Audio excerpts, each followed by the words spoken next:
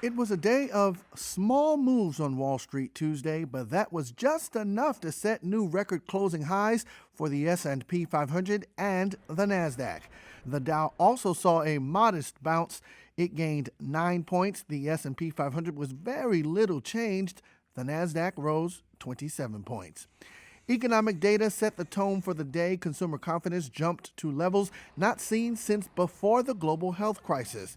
And home prices continue to turn heads. The S&P Case-Shiller Index showed home prices in 20 metropolitan areas posted an annual gain of 14.9% in April. That's the largest price hike in 15 and a half years.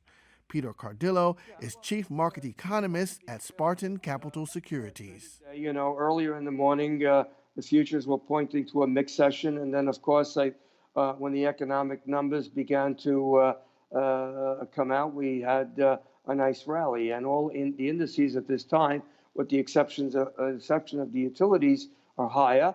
And I think part of it is also, tomorrow is the end of the quarter. So you might still have some last-minute window dressing here. Moderna shares touched an all-new high. The drug maker said its vaccine showed promise in inoculating people against the Delta variant that's now spreading around the world. Shares also got a boost as India granted permission for the Moderna vaccine to be imported into the country. Shares of Moderna jumped 5%.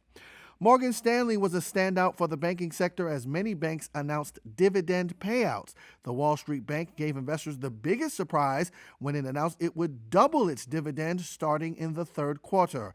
The stock jumped more than 3% on Tuesday.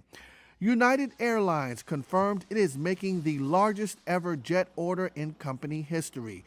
The air carrier announced it will buy 200 Boeing 737 MAX jets and 70 of the Airbus A321neo at a price tag worth about $30 billion. Shares of United finished lower for the day.